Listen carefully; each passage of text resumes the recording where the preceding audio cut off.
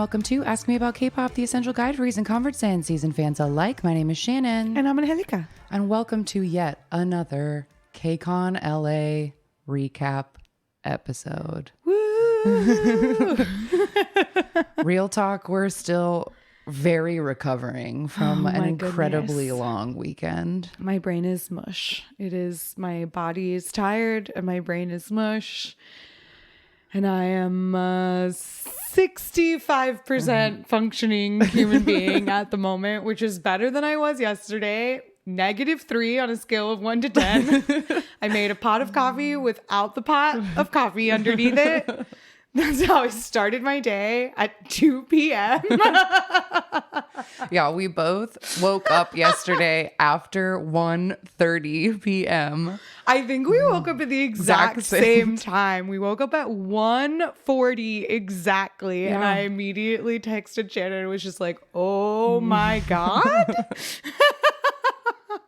I can't even remember the last time I slept that long. But this was the first time we had ever, in 7 years of going to KCON, attended all 3 nights of the concert. Well, this was the first time there were 3 nights of concert, first of all. True.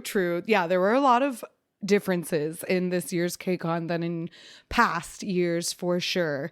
And one of the biggest being that there were 3 nights of concert period. But then for us, like, we usually only go to 1, like maybe 2. I think maybe last year was the first time we went to 2. Last year we went to 17 on Wednesday, went to Saturday concert, and then couldn't bear to do Sunday because we were too tired. That's right.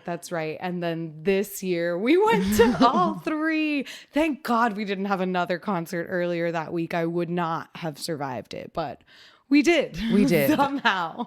And stay tuned. Concert recap will be a separate episode because we went to 3 concerts. So it's going to take us a bit to describe them all. Yeah. So this episode will just be about our convention days and what we got up to and what we saw. And then we'll do a separate concert episode.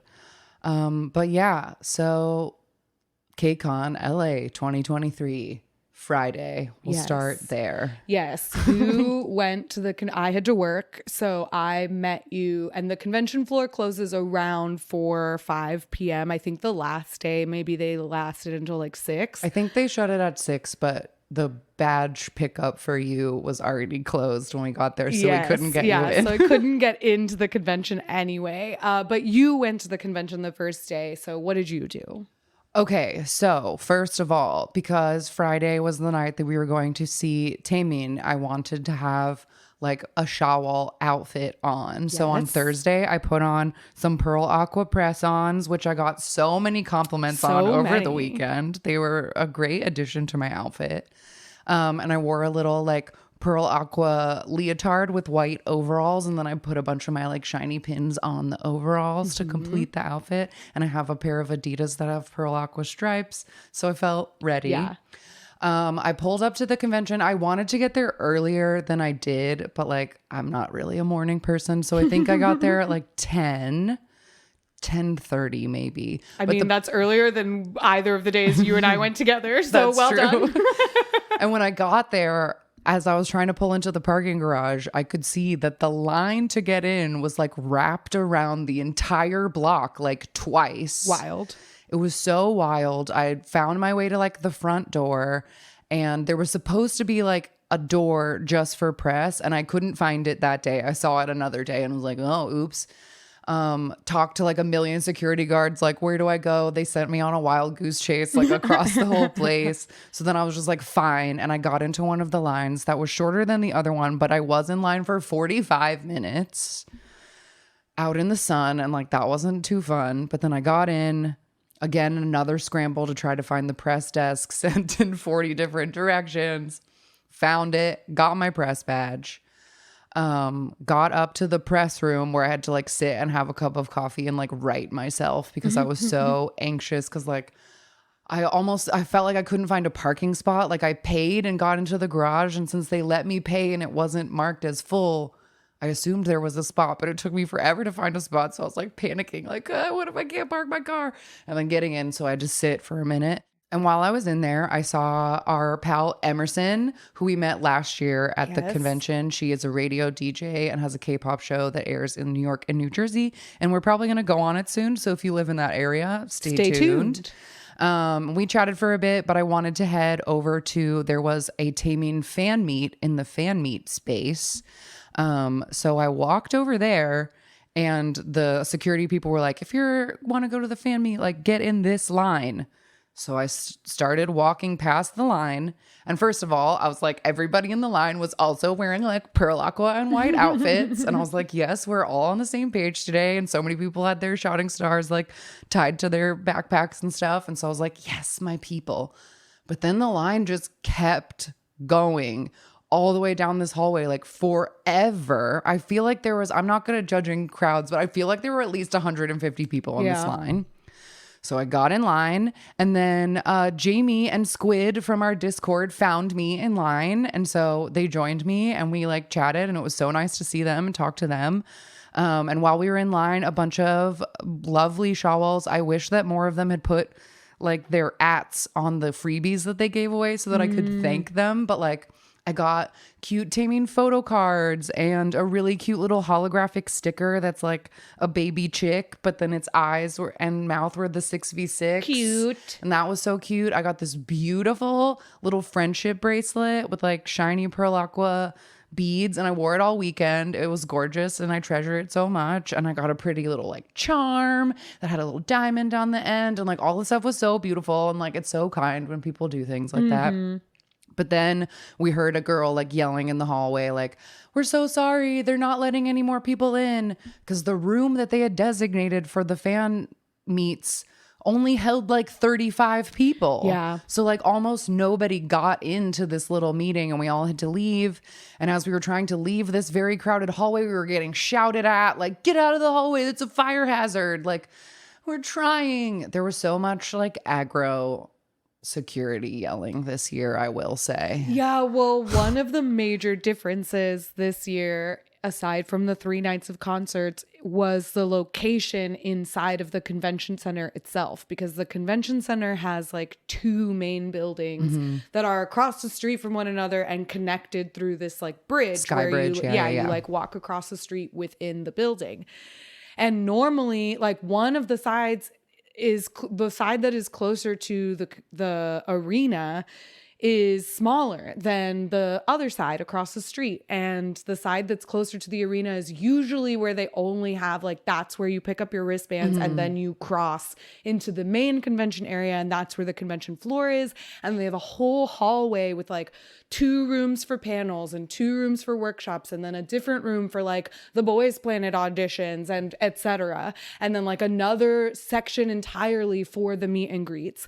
And this year, the entire thing, convention, panels, workshops, meet and greets, were all in the side of the convention center closest to the arena, which is the smaller side. So even though the convention floor was like very, built up, and we'll talk about like everything that was on the floor soon, but it was just so much more condensed that in a way that did not make sense, because this was the most attended KCON ever, like at least for KCON LA. Like, it was the biggest audience, and it was in the smaller space. Yeah. So it just made all the lines longer, all the hallways more crowded, all the security more like uptight. And it made it, and there was only 1 room for panels, 1 room for workshops. So there were fewer panels and fewer workshops because you could only have 1 at a time. And it made it much harder to get into any of them because they were only letting like 20, 30 people in them. So it felt a little bit more stressful on that side of things. Absolutely. But there were a lot of like, and once we start talking about the convention floor, like other opportunities to do really cool stuff. So I don't know, pros and cons to all the changes, but that was a very major noticeable change to just like the flow of everything. Yes. Like the logistics this year seemed much more congested. Yes. And on day 2, they had like, I think, learned some lessons from day 1 and like put some tape arrows on the floor and like tried to wrangle people a little better. But day 1 was like hella chaotic, like all around. Yeah. Another reason why I felt like it was extra chaotic was because this year they tied convention entrance to concert tickets. They were, in previous years, there would be like a check-in room, like a huge room with lines, like in alphabetical, like pick up your wristband by your last name. And then the wristband was good all weekend. But now they were doing it by day. So every day people had to get back in line and get a new wristband for that day. And the place to get your wristband was inside, like right in front of the escalator. It was literally like in the lobby of the area where like right in front of the convention floor. So it was just, whereas in previous years, it was this entire room. So it just seemed so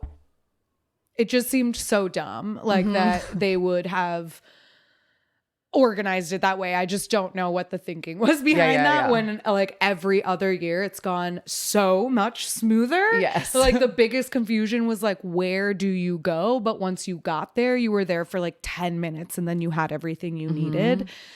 So I don't know. Yeah. So after I didn't get into this fan club meeting, Jamie and Squid and I went to the convention floor.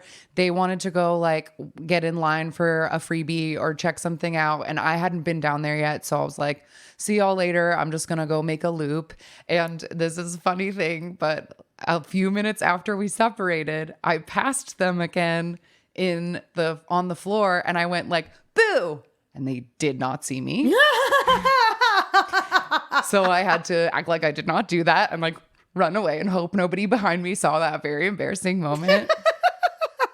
Yeah, we can talk about the convention floor like once you got to see it. But one of the main things I did while I was down there was this booth for one of the sponsors was Kit albums. And these were like, I was just standing and looking at the booth, and then one of the guys working there, I think his name is Brady. He follows us on Instagram now. We like became friends.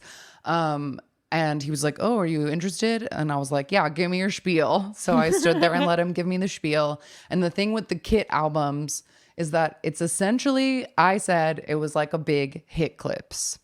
And if you're a young person that doesn't know what hit clips were, they were a toy that came out in the very early 2000s where it was just this tiny little like inch big, like clear plastic square inch thing, like smaller than a Tamagotchi, that had an album cover on it. And then there was a hit clips players that like looked like a little boombox or a little CD player, and you'd plug the little hit clip in and then it would play like a 22-second clip of like a Mandy Moore song. Yeah, it would play like the "Hit Me Baby One More Time," and that was like it. So these like look like that, but they're bigger. They're like 3 or 4 inches. And the point is that you like plug the Kit album into your phone, and then the app like opens this really pretty little like vinyl record player like facade where the like CD is like spinning, and has the lyrics on there. And I thought this was cool. There was like a toggle where you could turn the vocals off, and then it's like a karaoke version. That's very cool. And then also every single Kit album it also has a library of every music video or video associated with that album is also in the app. Fun. And they were only like $9 or $10, which is like a pretty great price for like a whole little album thing. So anyway, I stood and figured out what that was and talked to the guy, and he was from Texas too. So like we were just chatting. Bonded forever. Shout out Brady from Kit albums. Yeah. And then when I turned around, a lovely listener named Lena was waiting right there because she recognized me. And we chatted for a minute, and I gave her buttons and stickers that I had on me. And then what did I do after that? I feel like after that, I must have just been hungry, and I had smartly packed myself a lunch in my shiny lunchbox. So I went to my car and I ate my little lunch. And then you got there. Yes. And I had come from work, but I had stopped at my house in order to change into my Shining Star outfit. I had a couple weeks ago, I was just like thrift shopping with a friend of mine, and I saw these glasses, which were like these sunglasses that have this like insane thick, like pointy frame, but it is the perfect shade of pearl aqua. And I was like, well, I need these just for life. Right. So I bought them because I have to buy anything that's that color. And so I had those, and I put on like my brightest, most perfect pearl aqua like eyeshadow. And then I had a white dress that has buttons down the front, and it had big wooden buttons that I painted pearl aqua with the little like white diamond logo on every single button, so that I looked like a little shouting star like case, like the little box that it comes in, and I was ready to go. So then I just took an Uber that drove very wildly, one of the most intense Uber drivers I've ever had. And when I got out of the car, he was like, "You'll give me 5 stars, right?" And I was like, "For being alive right now, maybe, but I don't know, man." Like, that was a little frightening. So I got out, made it to the convention, went to where we usually check in, but that entire building was locked and dark and closed. So then I had to go across the street where there was a freaking Ferris wheel right in the middle of the like convention plaza and this like whole fenced off area that I was like, whoa, like things are not as they were before. But I found you. We couldn't get into the to get the press credentials. We missed them by like 5 minutes. It was fine. So then we went over to the Tom's Watch Bar. Bar. We were like, well, then we've got, because we still had like 2 hours before the doors opened. So we went and got a drink and some snacks. And then we were going to go back to the car to like drop off all the things we couldn't take into the convention and the concert. Into the concert. So just for context, because a thing that happened a little later was so wild. We were walking to the parking garage and there was all the columns outside of the convention center are like wrapped in the like KCON branding. And you were like, "We should take a picture." And I was like, "Wait, I want to get my shouting star from the car because it will pull the picture together." So we didn't take a picture in that moment. Went to the car, dropped off all our stuff, got situated, came back. Now I had my shouting star. So I was like, okay, let's take this picture. And the column was like right outside the front door. Set up my phone on our bags, like to get the timer right, do the pose. The countdown is going. And then this whole group of people walked out of the convention center. And like one of the girls like stopped them like, "Oh, they're taking a picture." And one of the guys was counting down like 8, 7, 6. And like we were just smiling, like waiting. And then right at 1, the guy jumps forward and like photobombs our picture. And we're like, "Ha ha ha ha." And they walked away. And I noticed that they had artist badges swinging. And then I run to my phone and you were like, "Who was that?" I look at the picture and I shit y'all not, it was Kevin Wu from U-Kiss. The fate, the timing of it all was too good. It was too perfect.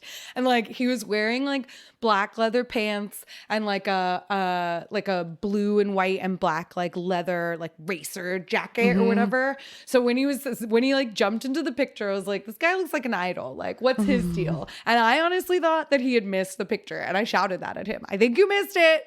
And he just like laughed and walked away. And then we looked at it and you were like, "That's Kevin." And we just shouted after him like, "Wait, come back. We need to talk to you." But the picture is so good. It's like so perfect. It's so good. That boy's got idol training. He He's nailed a it. He nailed it. professional. But it's like the greatest picture we've ever taken. I want to frame it. Like it's so good. So that was just like a really beautiful like omen for our evening. It was just like, wow, what an incredible And it was like the moment sun of was fate. setting and like it was beautiful. It was a beautiful moment. And then so gratefully our tickets are, so we bought our Friday tickets. A lovely Discord user, Jantax, had incredible luck on ticket buying day and just kept getting in. So he facilitated tickets for a couple of Discord people, including us, which we were so grateful for. And our tickets were in the premiere section, which is like a P2 level of section, but since it's underneath the fancy like rooms, box rooms, it has its own entrance, its own bars, its own bathrooms. It's like a different level. So we like did not have to wait in line at all. Yeah. Walked straight in. Our seats were absolutely perfect. Like, great angle. You can see everything. It's not too high. It's fine. But this year we were like, We're on the back of the stage. We're usually we not on the back. usually because the crypto arena, formerly known as Staples Center, is a theater in the round. So, or a stadium in the round, whatever, I guess, because they played sports there too. It's not just a theater. But, so like there's no real bad seat and they go up pretty high. But like there's also, when you buy tickets for KCON, no real way of knowing what they will use as the quote unquote front of the stage, because the way they do it is that like they set up like a teleprompter on one side of the stage. So when people are introducing themselves, or like an MC is on the stage, they usually face one direction, but then the artists will like start out facing that direction and then do their second song. Like they kind of alternate which direction the songs face. But usually we luck out and just happen to be on the side that is the designated front. But this year, for the first time, we were kind of in the back.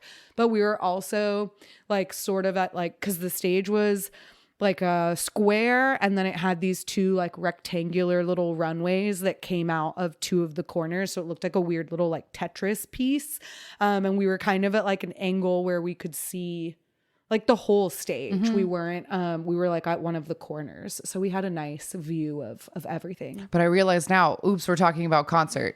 Gotta skip that. Shit. That's another episode. Okay. Sorry. No, it's fine. Okay. So just know we went to the concert and we'll tell you about it. Saturday. Convention day. Okay, Saturday we got up and I finally got to wear my TVXQ Howling at the Moon shirt.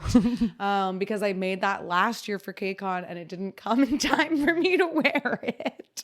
So I had my old school TVXQ shirt, which not a one person recognized or said anything about, and I think it's just because people didn't know who they were. Yeah. That's okay. It's such a good shirt though. Like it is. I recently made a new shirt that has one of one shiny and then the one of one shiny logo that has a 5 for the S. And I had to do like some really good finagling that I was very proud of myself in Canva, because the way that shiny is on the album, it's at an angle. So the top of the two E's is cut off by the top of the album. So like very carefully using like weird oval shapes and color matching in Canva, I like completed the tops of the E's so they wouldn't be cut off. So that's what we were wearing. We like really kind of shinied it out all weekend. Yeah, we did. Okay, so we got there Saturday. We would have gone to the press room. We had thought about going to a panel called K-pop Professionals. Yes. I don't remember who was on that panel, but we didn't make it in time, like because we were just moving a little slower than we thought we would be that morning, so we didn't make it. But we went into the press room, and I feel like we just sort of settled and like looked at the schedule, and then we had our stuff for our A-Likes meetup, so we put together little gift baggies. I like got a piece of like every merch that we sell, and I put them all together so that we could give them to anybody who was there to see us. And we met our Helix friends in person that morning, Brittany and Tiffany. That was so nice to meet them in person, and they were like there. It's kind of fun that now we've been doing it so long that like when we go into the press room, we kind of know everybody that's in there, which is fun. But yeah, it was great to see them. I think it was their first year for both of them. But they were there with their clients, so that we like asked them, "Oh, you're gonna like have you gone onto the convention floor?" And they were like, "No."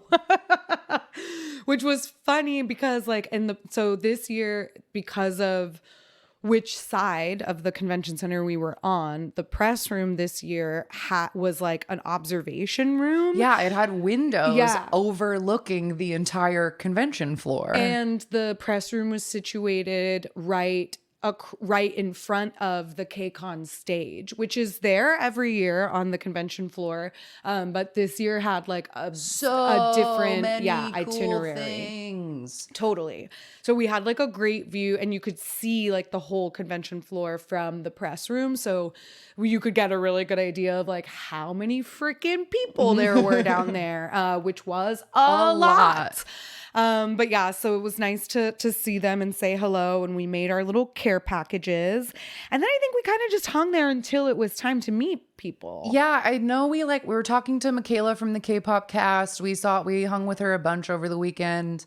And then, yeah, I think we just wanted to go do a lap of the floor because you hadn't seen it yet before, because we were going to meet all of our ALEX at 1:30. So we went down to the convention floor, which was like the most, I think we say this in every KCON episode, but like for sure this year was the most like done up corporate. Like every booth was like fully constructed, like, because we were telling people all weekend that like when we used to go to KCON like back in 2017, the booth, it was just like very Comic-Con style black curtain cubicle booths with like a plain text sign that said the company. But like this year, the part where they were like selling all the like makeup and press on nails and stuff, they had huge, like tall walls with like all the branding, and like everything was just like had so like a done. light up sign, and like it was like on, okay, so like the right side of the convention floor was the main like KCON stage, which had a huge light up sign, and then like a little space where people could like crowd in front of it. And then there were like a bunch of booths that had that huge, like super like 20-foot tall like backing, all of them at the same, so they could build up their whole brand, sell all their makeup or whatever. There was a really big like Kiss FM Yes, they had the section. huge iHeartRadio logo. And I did this on the first day because like, oh my God, what a great deal. At the Kiss FM booth, if you just took a picture in front of the iHeart logo, they gave you a gift card for 3 free months of Kpop-y, which is worth $30. Yeah. And they had like, Kiss FM had a big presence because iHeartRadio is one of the like partners of KCON, but then they have a DJ JoJo who does a K-pop show. I think it's like every Sunday or something like that. And he was hosting a few different stages throughout the weekend. So like he was there all weekend, and they had like a big little booth. They had a big carpet place. And then there was like in the middle, the like, what was that part where they had the big globe? Was it like that just was KCON Square? Yeah. And it was like carpeted. And because they had a whole like promotion thing going on all weekend where if you visited KCON Square, they would give you this like kind of cool, like hollow iridescent little plastic like phone pouch, like a clear phone pouch, so you could wear your phone on your neck. And then there were different, like once you activated that at KCON Square, then there were kind of scavenger hunt activities around the whole place. And there were these people wearing like green overalls with these like little goofy green spring hats. And if you like did the missions, they gave you stickers to put on your little phone pouch. Yeah. So that was in the middle. And then there was like the Vicky booth. They were doing Vicky Cafe where you could get like fancy boba drinks. And they gave these like nice little reusable Vicky boba cups that had like pins that said K-drama lover, or like stickers from different K-dramas in them. And you could take an AR photo with like your favorite drama poster. And there was like a little photo booth area that had like stuffed boba pillows, and it said like love Vicky in like neon with the little like heart hand logo. And I took a picture with a cutout of Park Seo-joon from What's Wrong with Secretary Kim? Yes. He was in his suit looking serious. Yeah, we walked by and I was like, do you want to take a picture with Secretary Kim? And Shannon just goes, I do. And then there was also like the Olive Young and like Skin 100 booths had like this big these are both skincare booths, and they had like huge interactive like rooms that you would like walk into in order to take a picture. And then in the back of the middle section, 2 new things that were very new. They had a booth for smaller groups. Yes. They had a whole booth for the company that is behind JO1, DXteen, and I. And then they had a booth that was for Zero Base One. And they had another booth that had like Crackshi and Just Be and 8-turn. Yeah. And also 2 different AI groups. Yeah, like one that was like a boy band called and like Plave or something. PLAVA. And then a girl. I feel like it was Pocky APOKI or something. yeah. Very cartoony, big green eyes, like whatever. But Yeah. those were really cool because they were like selling merch, giving away stuff at those booths, but also like once or twice a day, the groups whose booth those were at the booth. Yeah, like I, JO1, Just Be, Crack She, and 8 Turn were all at KCON. So like every once in a while they would just like show up at the booth to like meet people and take pictures and like maybe sign some stuff. I don't know. And that was new. Like this, I think, was the first year. I mean, I just think that that's genius. Like having these smaller groups, not only are they coming to like to perform at KCON, but to actually like get floor time at the convention in order to like talk to fans. That just feels like such great like marketing, and that you just like get people. That's a really good way to get people like attached to you and supporting you, to be like, I met Crackshy, like I'm gonna buy all their albums. That's why we love Blitzers, because like we got to meet them and then we were like, oh my God, I'll love you forever. Like if you got FaceTime with Just Be, then they're gonna be like, yeah, I'm gonna follow these guys now. Like I need to know what they're up to. So that was really cool. And that really felt very like a cool step in the legitimizing of KCON, because that's such a big part of things like a Comic-Con or that, where the actors in the show or the people who draw the comic books are there in a booth and you can stand in line and meet them. So like, having idols having booths was really cool. Totally. And then that was like in the back of the middle, and then the back of so now like moving on to the left side of the floor in that back corner, that was the Dance All Day stage. And that stage, I think the primary purpose of it was for the Dream Stage competition, which we talked about last year because it was new last year.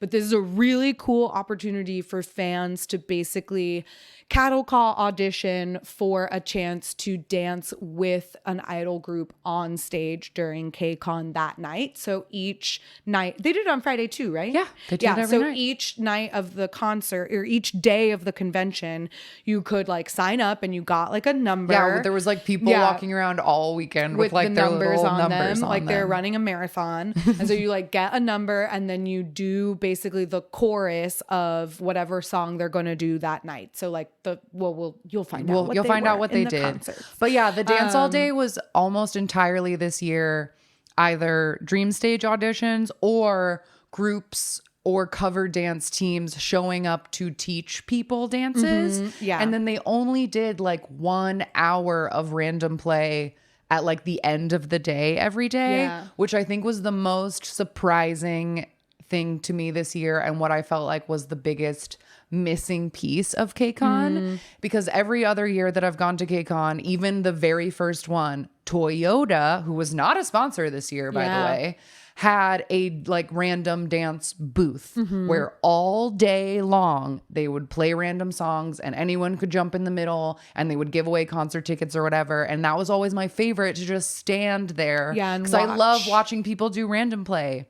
And like that just kind of was like it was such a like small moment at the end of the day every day. And I really missed the like constant random play. And it also was strange. Like I felt like because there was no random play dance stage, I didn't hear that much K-pop throughout the weekend. And it might have been the Kiss FM part of it, but as far as I could tell, the only playlist that was playing out loud in every room and everywhere all weekend was a 20-song playlist of just the people who were at the concert. And only their like most recent songs. Like, so it was really, we heard Love Me a Little constantly. So many times. Like that was just the song of the weekend, because it was, I felt like every time I noticed the music in the background, it was Love Me a Little. So I was just like, man, they really got like 10 songs that they're just looping through, which was fine, but like why?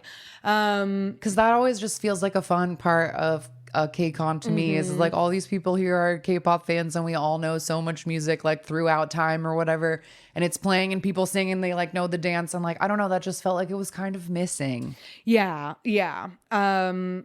I agree. But And also, oh no, sorry. no, I go was ahead. just gonna keep saying like what else was on the Yeah, floor. on the left side, there was more like the random shopping, like the sunglasses place. You got some I really did get some cute sunglasses again. cloud-shaped sunglasses with little lightning bolt danglies on them. Yeah, They're very cute. I love them. They're UV protected, even though they don't look like they would help you Because for they're shit. clear. And like a couple of brands that had like sort of like Korean, like there was this one really cute one that had like cute cartoony stuff of like drawings of different Korean food, or like a milk carton that said like uyu, and then like had a cute, and there was like one cartoon that had like an ajuma with a visor on it and it said one fear. Like that was really cute. And then all of the like local K-pop stores like Choice and Music Plaza, like they all had booths. Yeah. And so many of them, they might have had these in other years, but it felt really noticeable to me that all of the album selling booths also had full tables of just photo cards in little like plastic sleeves, like, and people were just like sorting through them like vinyl albums, like looking for photo cards. Like there was a lot of that. And there was a booth for an app called Polka that is like just for photo card selling. Like there was a lot more like photo card, because I feel like we'll talk about that in our episode next week. But I feel like photo card trading has really like exploded. Yeah. Yeah. And then the last thing that I can think that was like a big, took up a lot of floor space was that they had the McDonald's truck again. McDonald's truck. And they did the same thing that they did last year, where like ATs came out and like gave McDonald's out to fans in line or whatever. So that was like kind of the major highlights of everything that was on the floor. We did like a little loop, and then we went over to the side where the KCON stage was in order to wait for our A-likes. Yes, and a bunch of them came by, and it was so nice to see everybody again. People that we met last year and people we hadn't met before, and some of them brought their friends over. And everybody got a little gift bag. Everybody got a gift bag, and Jantax and his partner brought us little souvenirs from Canada, which was so nice. We just kind of talked a little bit about what everybody had done, because you and I like never, because you and I hate waiting. I don't like waiting in lines. I have no patience. Yeah, no. So we never bother going to any of the like meet and greets or like all these idol performances and appearances, I should say. We just like we don't go to them. We honestly probably could have with our badges. We could have walked into meet and greets if we wanted to. Yeah, but they're so chaotic and there's so many people in there, and it just like feels like a whole thing. Yeah. But one thing we did do on the floor was there was a KCON AR photo booth. Oh yeah. And we took a like very funny picture with like a giant Taemin. Oh my God. But it was so funny watching everybody like try to fit themselves into the photo. The only reason we took this was because there wasn't a long line. So we were like we walked by it and there were 5 people in the line. So I was like, let's do this. I'm like that at carnivals too. Yeah. I'm like, this doesn't have a line. Let's get in. And it's like, what is it? I don't care. It doesn't have a line. The photo, because it's funny because like we've done those before at like the SM Town like Museum. COEX. Yeah. And when you take a photo there, it's like a picture that all the members are like posing for a photo, like, or they're standing like with a space for you to be in the middle or something. But this AR photo booth was just like promo photo, like a photo from the album or something. So the photo was like enormous. The photos of the groups that had like 10 people 11 in them, people, yeah. And then like the person was like behind an AR member and had to like look around to try and peek and it over was their hard shoulder. because the you have a screen to see where you are, but it's mirrored. So everybody was like stepping the wrong way. But we did so that. Funny. And on the back of it, there was a like, they do this every year, like a signing wall where you can leave messages for members or tag it or whatever. And gratefully this year, because every other year they just leave a bucket of Sharpies, and by the middle of the first day, all the Sharpies are dead and nobody can do it. This year, paint pens, real ass paint pens, and they were all full, and like that was nice. I was like, all right, we did it. Yeah, for the first time in 7 years, we finally have a sustainable signing wall. Good job, KCON. So after our A-like meetup, we wanted to go see what the deal with the Ferris wheel was, because on Saturday only, Kiss FM was sponsoring like K Carnival. I don't remember what they called it. It was something like that. outside in the like plaza that was fenced off. So we wanted to go check that out. And Jamie and Jantax and his partner went out with us. But then we didn't have to wait in line because of our magical badges. And so they were like, we'll get in line and see you in there. They eventually wrote in the Discord, like, not going to wait in the line. Y'all have fun. But we went in there and they had a stage where JoJo, there was like a DJ playing like kind of fun, like remixy K-pop songs. And then JoJo would bring people out. While we were out there, we saw ATEEZ and XG. And then there were food trucks, the Ferris wheel. And then what we went to was a brand called Hello Soju, had a little drinking corner. Yep. And we love a drinking corner. It was right in the middle. It was right next to the Ferris wheel on the other side of the stage from the Ferris wheel. On the other side of the Ferris wheel from the stage, whatever. The Ferris wheel is in between the drinking tent and the stage. So it was a great place to hear everything and to watch the Ferris wheel go by. And yeah, it was like a brand called Hello Soju that's basically like a alcoholic seltzer, but it has soju in it instead of malt liquor.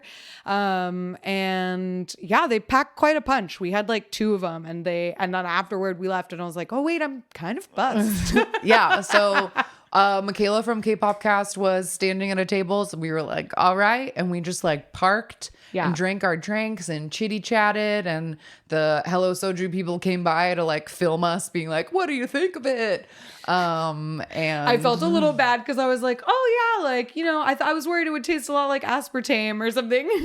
I felt like she didn't appreciate the White Claw. Being like, it's like a White Claw. And she comparison. was like, oh. And But I it was. It was though. At least the first flavor I tried was. Yeah. But anyway. But they were good. And so, yeah, we were pretty buzzied after that. And we were very hungry. So you got my favorite bacon wrap street dog that has loaded peppers, onions, mayo, mustard. It's the best. They cost $10 and they're outside every KCON and I highly recommend them. They really hit the spot. And I got a pizza from one of the food trucks inside. We scarfed that down. And then I was like, okay, let's try to do our man on the street thing. So I will play that in just a moment. But prefacing now, this is the only one that we got. And we only talked to 3 people because doing this is really hard. We do not have the constitution to accost people and make them talk to us.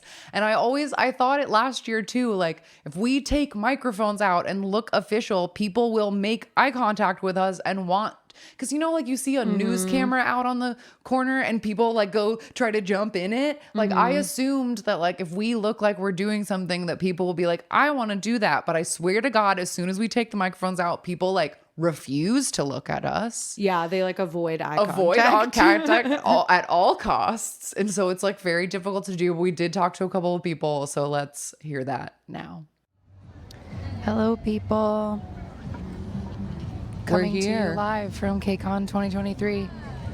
If you can't tell, we already have concert voices.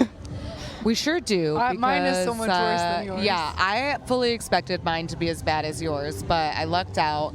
Timeen did not steal my voice from me, but he did steal my soul. Yeah, and my heart and all that. And my heart and my tears. And it was worth every second. Absolutely it was. But now we're out here. We sure are.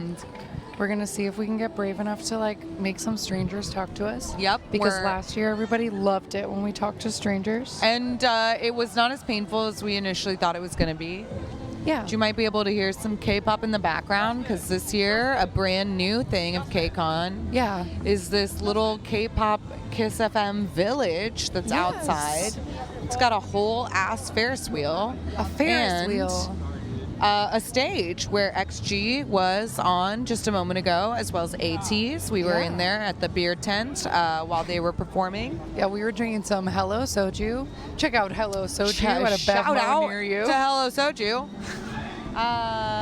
Pretty good, like soju-based White Claw, basically. Yeah. And it really hit the spot. It surely did. 2 drinks in, we're feeling it. We are.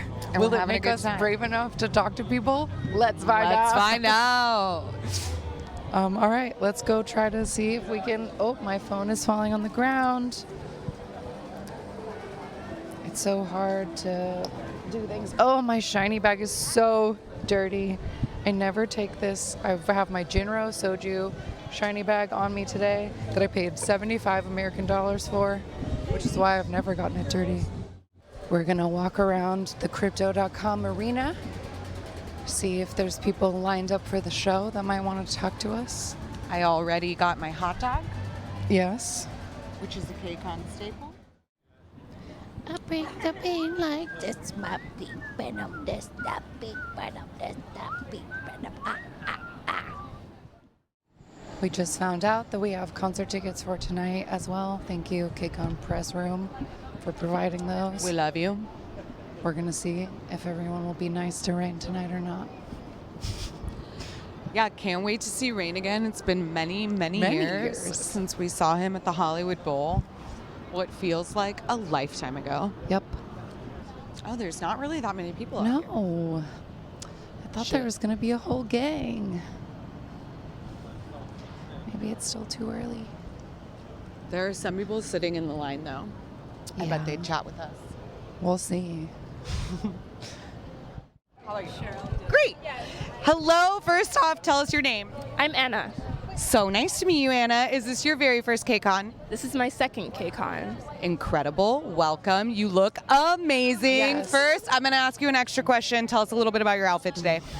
I don't know. I just like sparkly stuff, I guess, and leather. And I'm here for ATs, so I feel like leather was necessary. Yeah. That totally fits their aesthetic. I love it. You look fantastic. Tell us, so this is your second KCON. What are you most excited about this weekend? Both of my alts are performing tomorrow, so I'm excited to see them at the same time, on the same night. And who are those? Stray Kids and the Boys. Fantastic. Love We it. are both Stray Kids and the Boys fans, so we're so excited as well. How did you originally get into K-pop? Actually, I liked K-pop back in high school, like 2015, because a lot of my friends liked it. And then I kind of listened to it casually and I fell out of it. And then my best friend in college liked it again. And she was like, you have to listen to this. And I listened to her and I got reeled in. Amazing. And you've been in ever since? Yeah, unfortunately. It's the lifestyle. Once it's got you, you're in. Yeah. Well, thank you so much for chatting with us. I hope that you have a wonderful weekend. You too, thank you. Thank you. Thanks for talking to us. Appreciate Enjoy. it. Have fun. All right, who's next? I don't know. I want to know whose little tiny baby this is. Let's see if we can find out. Hello, whose tiny baby is this? It's yours? Yeah, it's Kpop-y. Yes! Oh, All so right, get into it. cute. Okay, first of all, tell us your name. Yo-yo. Welcome to our show. Is this your first KCON? No, I came here last year. Amazing. What are you most excited for this year? This year is Zero Base One. How did you originally get into K-pop? Originally, last year for NCT Dream. Oh, Okay. NCT Dream got you? What was the song? What hooked you? Beatbox.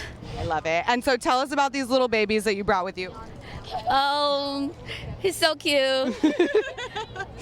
He's just like my younger brother. I love it. Yeah. Who is it? Eugene. Incredible. Well, thank you so much for chatting with us. We hope you have an excellent time this year. Bye. Have fun. Thank you. Who looks brave, Shannon. friendly and like they might want to talk to us?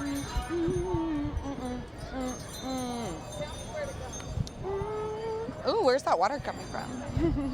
This. Oh, I feel it. I feel it. Na na na, ma, yeah, ma, na na, big stage. Ba, na, ma, yeah, ma, na na na. Big stage, 'cause that is who I am. Exactly. Happy birthday! Happy birthday! Wait, do you want to talk to us for a second? Heck Please? yeah! Okay, yes. Hi. All right. Yes, but baby 17s, look at how little they are. My babe with the long hair. I know, right? He never has his hair that long anymore, and I miss it. I'm not gonna lie. Well, happy birthday. Happy birthday. We have a podcast called Ask Me About K-Pop. So first things first, what's your name? Earl. And what is your name? V. Is this your very first KCON? Second. This is my first. Your first, wonderful. What's your impression so far? She's a fun time. I mean, you know, chaotic. she's chaotic for sure. This year, I will say that. Yeah, more so than previous years, it feels a little. But I got premium this time around, and they don't even got a fucking barricade. So what? no, exactly. I'm pressed, but whatever. What are you guys most excited for this year? Stray Kids, ATEEZ, G Idol, and XG. Wonderful. So much. So many things to be excited for. No, it's a totally Earl's okay. gotten a phone call, which is fine. I love it. Find him. Oh, are you looking for a friend that's missing? It's a big place. It's easy to lose your friends. It's true. We don't know where he is. Oh, You know what? You will track him down in the end. Well, our last question is, how did you get into K-pop in the first place? Him. I'm dead. Who was it? It was. God, who was it? Which group got me into K-pop? EXO. EXO is a great EXO. choice. 2015. Oh my God, yeah. Back in the day. Girl. Forever changed. Yep. She's an on and off relationship, but now Oh, we're fully yeah. in. We're fully sure. in, deep diving into it all. EXO is a great like toxic boyfriend to have. Of like every time they come back, I'm just like, ugh, you again. No, literally. What's y'all's favorite K-pop groups? We're Shiny Shiny. stands primarily, but So we were absolutely living last night for our Timeen. Oh my goodness. Love. Did you guys go to the concert last night? I went last night. It was a fun time. Very fun time. Well, I asked her already, but what are you most excited for this weekend? ZB1. okay. Oh my god. Got a little over me concept going here. Yeah. Like, I'm a survival show whore, so gotta just have it going.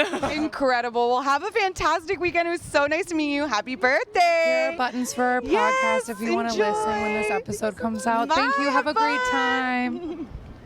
Cute. Also, he says on the phone, I'm getting interviewed by TikTokers right now. That's not what we do, but that's okay. I wonder, I feel like every time we take the mics out, or because there's so many people on TikTok who have like, who do Yeah, like who mic have, like, shows, real but we mics. don't have a camera going. This I know, is there's audio no only. Nobody's filming you. Nobody's babe. filming Nobody's you. filming you. You look great, but no one's Sorry. got this on camera. I am sorry. I'm sorry to report. Sorry to say. And then after this, we took a nap in the car. Yep. I straight up fell asleep. Like, because this was day 2. So Yep. we had concerted the night before. And yeah, we like just sat in the car for maybe like an hour and a half. And I definitely slept for like a good hour. Yeah, she did. I closed my eyes and rested nicely, but I don't think I ever actually fell asleep. But it was a good rest. Yeah, it was nice. And then it was time for day 2 concert. Stay tuned for a recap of that. Woo woo. All right, day 3. So this was the day where we had something we really wanted to go to in Yeah. the morning. So we like really got there on time. Yes. And I think we showed up at like 10:30.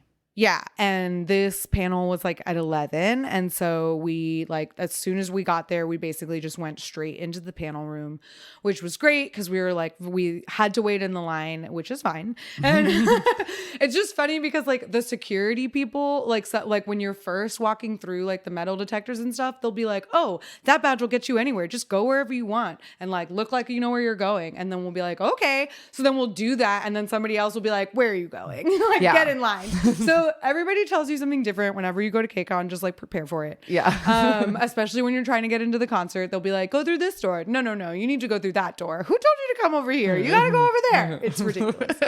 Anyway, we were excited to see a panel called Trailblazers of K-pop. And I will say, just as a note, I think that this was poorly marketed Yeah, I throughout the agree. KCON weekend because everybody just kept referring to it as the Kevin Wu panel. But this was a panel with Kevin Wu of UKISS and Min from Miss A, hosted by Lai Francis, and who we know from when we were panelists at KCON. And both Kevin and Min were in the K-pop show on Broadway. So the first half of this panel was about the show itself Yeah. and how they got involved in it. And we got to like hear about the plot of the show. They sang a little bit from it, which was great because like we had never got the opportunity to see the show. So like I think that if people had known that that's what what this panel was going to be about, maybe more people would have come. But it was really fascinating. So the first half of it was about the show, and then the second half of it was about the fact that Kevin and Min are trailblazers of K-pop. They are like early second gen idols, second gen, like staple groups, like groups of which, you know, like people still cover Bad Girl, Good Girl. Like all of these things are like still relevant and influential on the current idols. So that was really interesting to like hear both how they got up and then the last like came up through K-pop and what their experiences were. But then also we got to hear all of their impressions of like how K-pop has changed. And like now that they're here at KCON, like interacting with fourth and fifth gen idols, like what are their impressions of how K-pop has changed? And so it was a really cool, fascinating panel. But we should preface it by saying that LA was under a hurricane watch on Sunday. Sunday was a day. For the very first time in like LA history, or like since the 80s, we had a hurricane warning because there was it got downgraded to a tropical storm by Sunday, but there was a storm off the coast of California and Mexico. And so we kept getting like all of these flood warnings. And like when we got there, like people had like left because they didn't want their flights to get grounded and stuff. So people were like bailing on the third day of the convention, and they had to rework everything so that there were no lines outside. So they like did use the other building as the entrance, and then everyone got like stuck in this hallway trying to get through. So they were like trying to keep people dry, but then I feel like the third day was just like so deeply crowded because everyone was inside. Yeah. And we didn't say this, but like usually there is a food street and they used to do it in the street between the crypto arena and the other street across. They would fill that street with food trucks. Yeah. This year they used the little patio area that used to be where check-in happened as the food street. So there were like four or five vendors. Yeah, it was not very many. And they didn't have a Mr. Potato, which is a violation of all things Korean cultural events in LA. Agree. Like you can't have a K something without Mr. Potato. You just can't. I know. So everyone was very inside on Saturday, or on Sunday.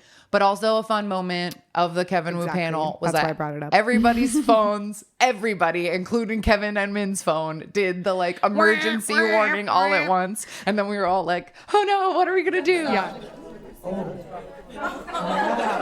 flash flood warning is detected in this area until 7:40 p.m. Flash flood warnings. Yeah, all right. Do we all get evacuate? This is a dangerous and life-threatening situation.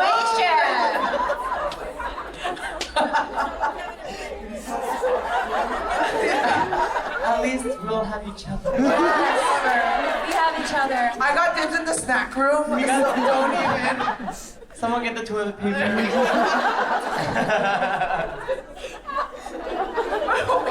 Get the water. Yeah. Oh, we need water. Collect all the water dispensers in there. Get all the LaCroix in the artist compound.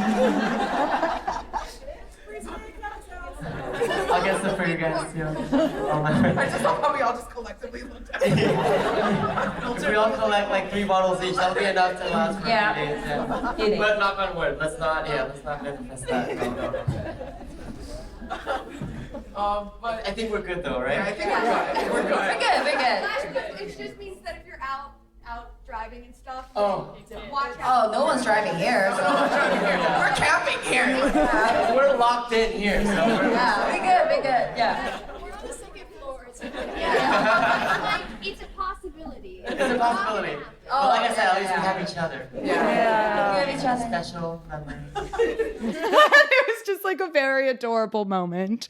But yeah, let's talk about this panel because it was freaking precious and so much fun. I did record the entire thing. So you may hear in the next coming minutes, I will play the clips of Kevin and Min speaking for themselves just to preface. I did record it. So but yeah, so let's just recap it and you'll put in the sound bites wherever you want. Yeah. So it started off and we got to know a little bit about how they eat.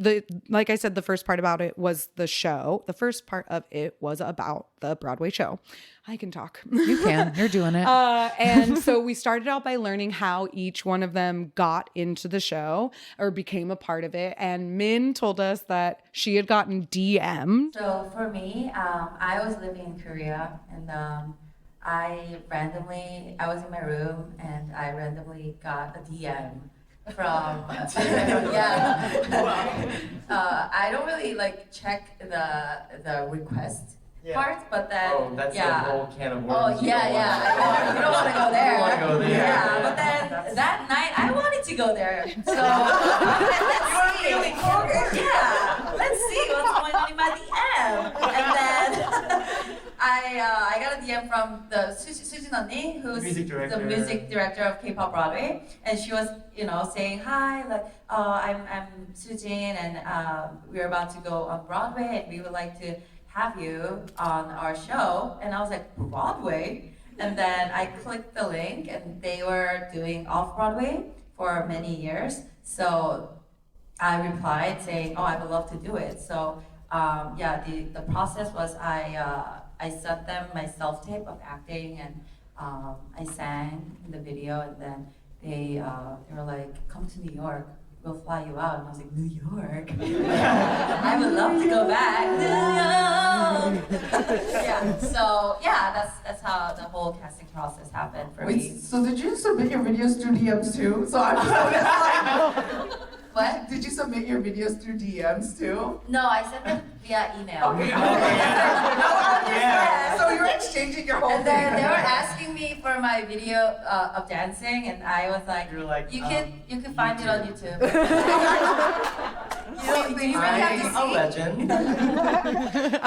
Which is accurate. She's a friggin' Miss A, so we know she could dance. And then Kevin's story was a little bit different, a little like more official. I think somebody like reached out to him through his manager, who is his sister. Yeah, we learned that. That was fun. Which was precious. And he also did the same thing, like sent in clips of acting and singing, and then said, please see my YouTube for dancing. And they did have like it was a long process because the show got postponed because of COVID. Like they became a part of the cast in 2019, and then the show was not actually on Broadway until last year, 2022. And when it opened on Broadway, they didn't know how long it was going to run. And it did get closed rather abruptly, which was, as they said, like pretty heartbreaking for them. Like they didn't want to talk about it. Kevin was like, let's skip that part. I just want to talk about the happy memories. Yes. And they also said like that the two of them like trauma bonded over like this sudden cancellation of it. But the show itself was the story of basically a company that has a boy band that Kevin was a part of, a girl group that Min was a part of, and then a soloist who was played by Luna of FX. And the show is like, it's about them preparing for their like first company stage, basically. Or they're like at an award show or something, and it's like backstage and flashbacks of how they got there. I think it was supposed to be like an SM town like night or whatever. And so it was and then they would like flash back to show like trainee days and like the backgrounds of the characters and stuff. I'm just so sad I didn't get to see it. It really sucks how fast it closed, because we were trying to get out there and stay with your sister and go see it, but the show shut so fast. Yeah, it was really only on stage for like a month. It's very, very disappointing. But there were some people in the audience who had seen it like 5 times. Like it was crazy. There were like hardcore Kevin Wu fangirls in that audience. Oh yeah, there were. And we got to like hear them sing little clips from it, from their favorite songs. What's the song you recommend? And if you don't mind singing online. Sorry to put you on the spot. I mean, we are here, might as well. Oh, I have so many. Sing them all. Just do a whole marathon. Do you want to go first? Okay, I'll go first. I have too many. What's my favorite song? Oh, Super Goddess was my favorite song by Artemis. That was my And favorite song. I usually don't rap, but they gave me the rap part. Yeah, so it goes 난 super goddess bad 대신 아무도 못하는 것도 나라면 다 할 수 있지 난 super badass Korean 여자 yeah I'm the queen 아무래도 몰랐다는 저기서 네 의지하네. So I got to be a rapper. It's not easy doing acapella rap, but you killed it. Oh my god. I did it so many times. Yeah, at 11 a.m. Yeah. Crazy. Wow, so my favorite song on the album is either Super Goddess Oh yeah. or Superstar. Superstar. But from the Fate numbers, I really like Meant to Be. I know, me too. Yeah, it's like a really nostalgic like K-pop ballad, like the obligatory like boy band encore song where everyone puts on their flashlights and like does that. It's like that vibe of song. Their outfits were so cute. They wore all pink. The pink sparkly It outfits. was so cute. It was prettier than Artemis, to be honest. You guys are prettier. Okay, I'm trying to remember the lyrics. Because it's been a while. The chorus.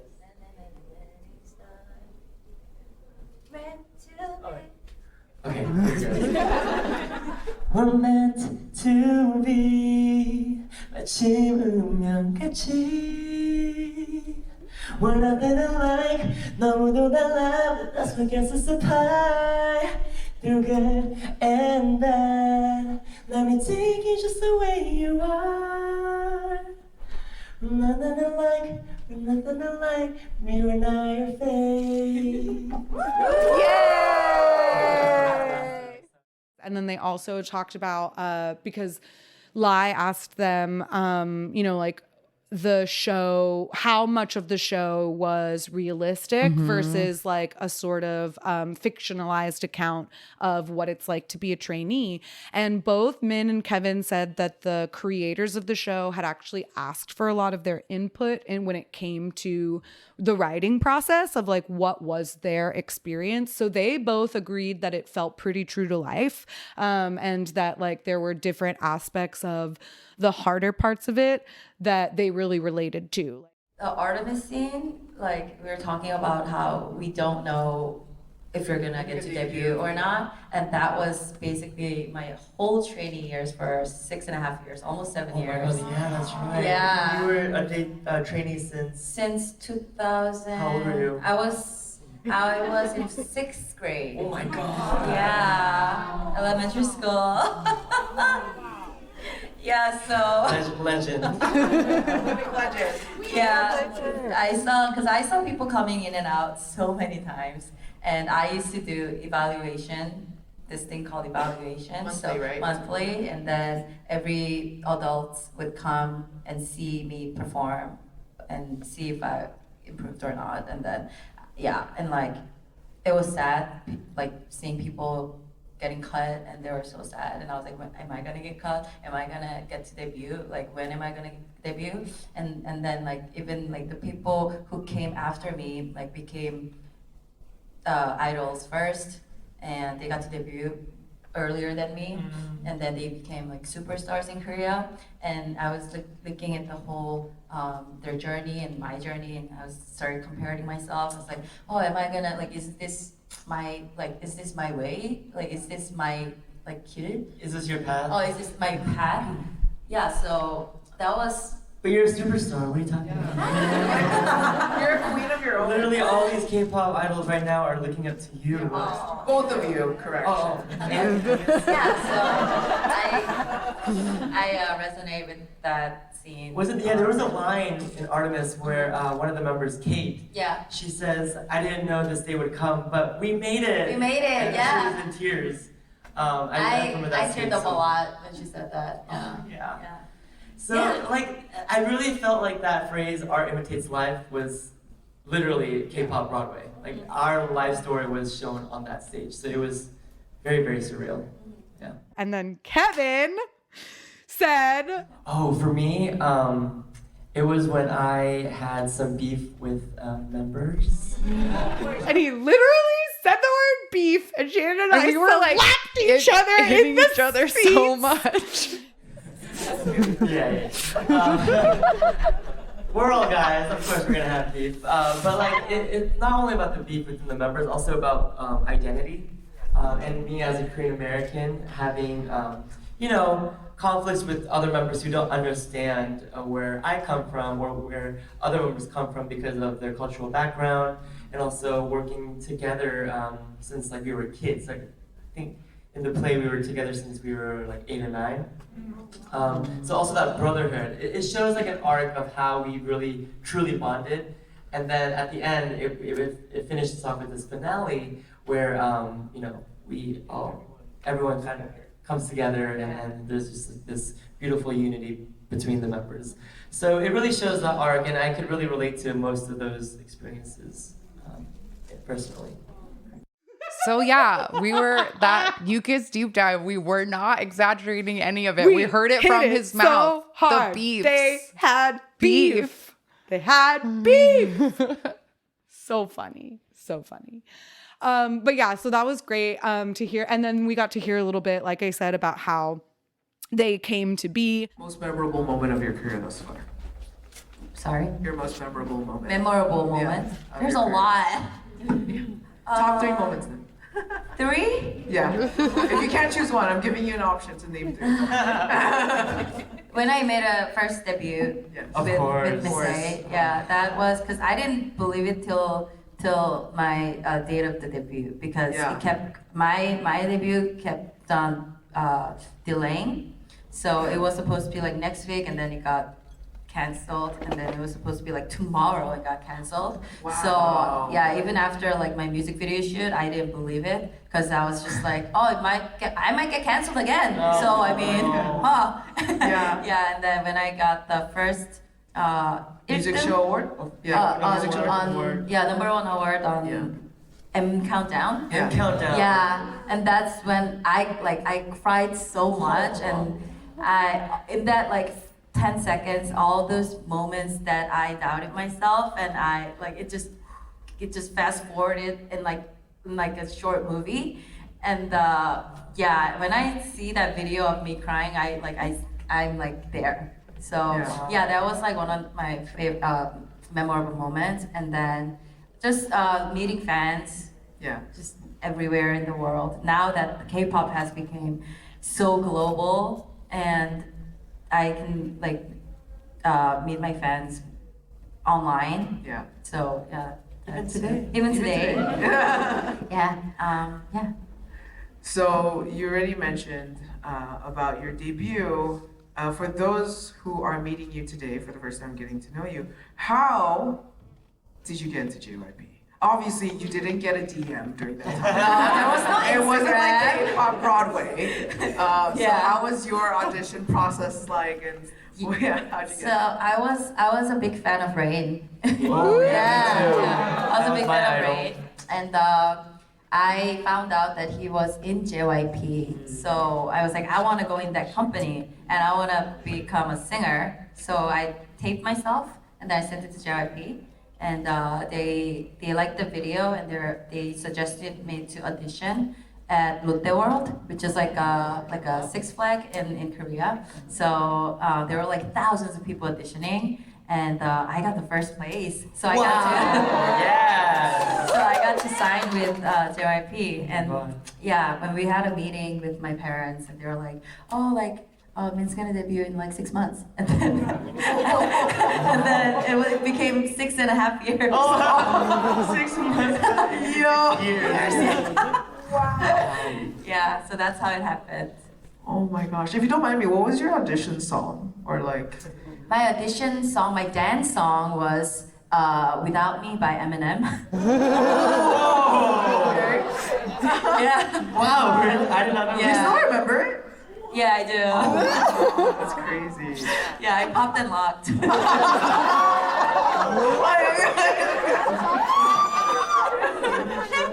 Same time. And I sang Mom by 김현정 선배님. Okay. And 화장을 고치고 by Wax 선배님. Oh wow, that's old school. K-pop but before it was K-pop. Yeah. Like OG. OG, like legends. Yeah. And because I mentioned that Min just recently celebrated her anniversary, you also celebrated your debut anniversary recently, not too long ago. Let's not say the years. Let's say it's Please. My your anniversary. Let's just say your anniversary. my anniversary. You celebrate your anniversary.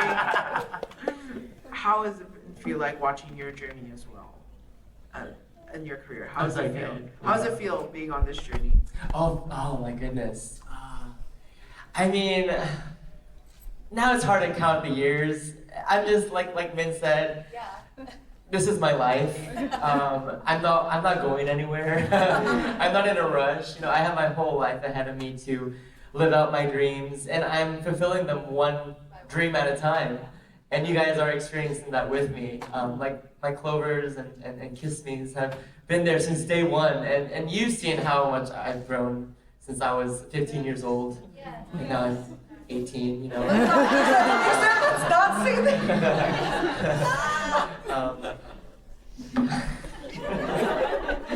Can I say something?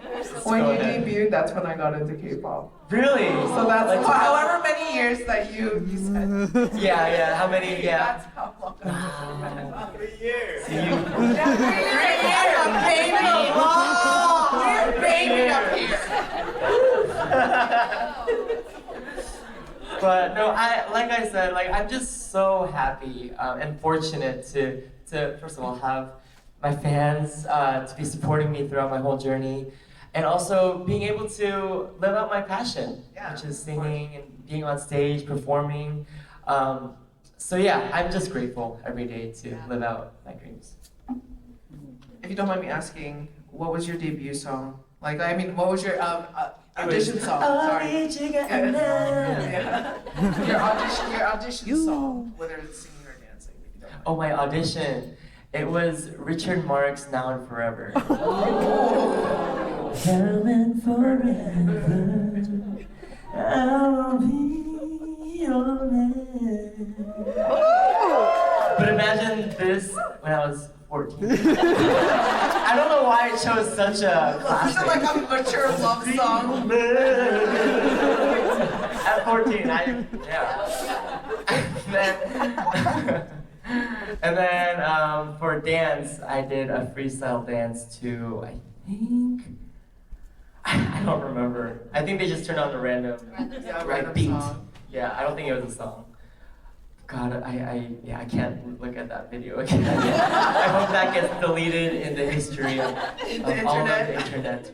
And then I thought in the second half, the coolest part was hearing them talk about how K-pop has changed, because they both basically echoed literally everything we've ever said about the way that K-pop has changed. How has K-pop, in your opinion, evolved over the years since your debut? Oh my God. It's grown exponentially. I can't even keep up with K-pop anymore, and I'm a huge fan of K-pop to this day. I know every rookie group. Yeah. I know all the idols right now who are here at KCON too. Yeah. But just seeing them, it sparked something in me. I've been around for a while, and I've also paved the way for them, but I learned so much from them. In reverse. Right? If it makes sense. I get inspired by their performance, and I think in so many aspects, K-pop has grown, and I'm just so proud. I'm like a proud daddy. I won't say that yet. Proud brother, older brother.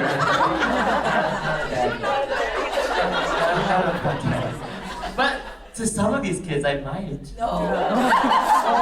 I made a mistake. I'm at the age where I could. They're just so young. I like how that's true. Yesterday, I was with 8 Turn 2 days ago, and they look like babies. They were just so cute. And also, Zykers too, they were so cute. And also, not even just about the performance and all that, but how much it's grown globally, like the fandom. Yeah. And now it's just everyone in the world knows or has heard about K-pop.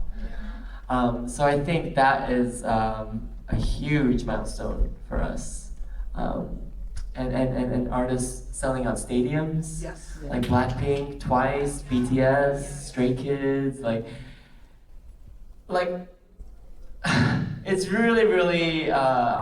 I've never imagined a day like this would come so soon. Of course. I knew it would come. You know? I knew it would come, but I didn't know it would come this soon. Yeah. Yeah, they were just, it was a really great panel. I'm so happy that we got up and got to do it because they were very candid and funny. Any advice for anyone who wants to become a K-pop idol? Ooh. Wow. Oh, okay. I think one came pretty quickly to my mind. Don't forget your roots, like why you started this journey to become a K-pop star, because I can relate to it. Like it's so hard to kind of lose yourself in like this whole thing called K-pop. Whether it's the touring or the labels or the lifestyle that you kind of have to go through and the responsibility you have as a K-pop idol. Sometimes it's hard to maintain that mentality of why you've started this journey. But if you really dig deep and just kind of remember that burning fire, that passion that brought you into K-pop. I thought it was another warning. Yeah. I think that'll really help you kind of maintain your passion and your fire for K-pop. Yeah. Because for me, because it was such a long time, it's been a long time. There were times where I was question myself, is this right for me? Is this my journey? Because it was just it was a hard lifestyle, to be honest. The touring, the rules that we had as an idol. So sometimes I was there were times where I felt like I wanted to give up, but remembering the fans and all the love that I received, and really remembering how much I love singing and dancing, performing, really kept me in this industry. Yeah. So yeah, that's my one advice to all the idols out there. Okay. To all the idols out to there, or all the the one that people who becomes want to become idols? idols. Yeah. Yeah, I'm manifesting for that. Manifesting for them. Don't do it. Oh yeah! If you are, I'm just kidding. JK guys. Okay. I would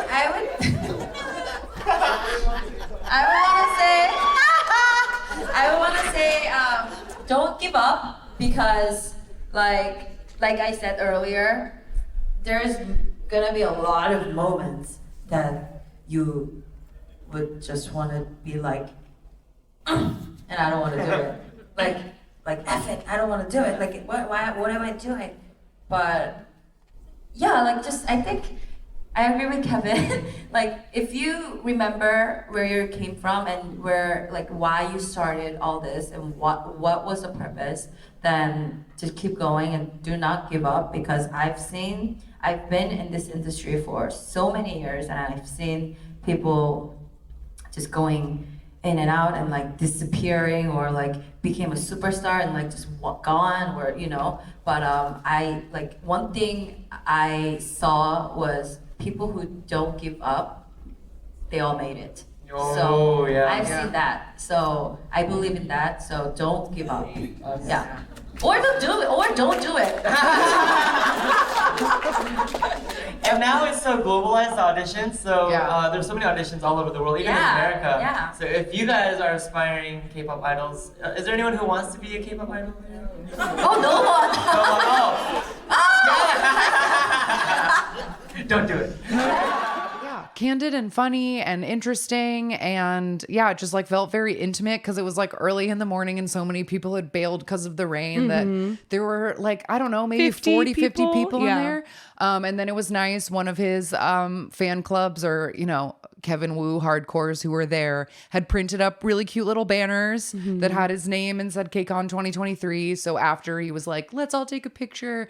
So we all got in a group with our little banners and Min was trying to get out of the picture and we were all like, get in the picture. Well, she was like, no, you should take one with all of your like just you, like just take it, just do it. And he was like, Min, if you don't get in this picture right now. And it was very cute. They're clearly very good friends. Yeah. It was adorable. It was nice to hear how much they had all like how much the cast had all like really bonded over that experience and stuff. So that was a great time and I'm really glad that we got to do it. And also just a general shout out, the original Broadway cast recording of K-Pop the show is now available. Yeah. And it is I think 3-time Tony nominated cast and show and first female composer to be Tony nominated, I believe. I don't wrote that think down it was in my for this. I feel like it was that she was the first Tony nominated woman at some point. Oh, and no, has done this show. Composed by Yeah. the first female to ever be nominated for a Tony. Very exciting. Yeah. So check it out. K-Pop the show. K-Pop the show. Yeah. So we had planned to then go to a panel that was after that, where Vivian Yoon, who did K-Pop Dreaming, which we talked about a lot on this show, was in, and I wanted to hear from her and finally meet her face to face. But that panel got canceled because some of the other panelists weren't coming because of the weather. Yeah. So then we decided to just go get a burger. Yep. So we went and got a burger, and then There was an earthquake alert. Yeah. Yes, as we finished our burger, we got an alert that said there was an earthquake happening right then. And it was like all caps, like drop, cover yourself, pray for your soul. And like, we were standing outside of the burger shop, like looking at the very light rain come and being like, where is the earthquake though? Where was it? It was in Ojai, which is like an hour outside of LA. So we were fine. We were fine. But then we decided to just go back into the press room and like sit in front of the KCON stage because a ton of like throughout the weekend, as we said, a ton of stuff was happening at that KCON stage, which is on the convention floor. And Sunday in particular was a very big day because they were going to have sort of back-to-back different groups on the stage, ending with the sort of premiere showing of SM's newest boy group. So we said, let's hit the observation deck and park ourselves in front of that window. Parked ourselves in front of that window, and there were so many people on the convention floor. You could not have paid me to go down there. So many times while we were sitting up there, a photographer would come up behind us and be like, I can't be down there. I'm taking pictures from up here. And like, literally, every single person would just come up and be like, oh, this is actually a really good view. And they would just put their camera lens directly against the glass and take pictures from there. And they were like, yeah, I'm done. That's good. But so I did write down everyone that we saw. Okay, so great. It started out with JO1, and we all agreed that the one thing that was missing from our observation deck was that we couldn't really hear because the windows are pretty soundproofed and there was no there was no like speaker system and the windows were locked, so we couldn't open them. But so JO1 came out and they performed at least one song and did like a Q&A like game. It seemed that they kind of played the same games with each group, like a draw LA, where everybody had to draw something that they thought of. And I think it was kind of like a newlywed game where like, what does this favorite song say about this? And then like whoever got it right, whatever.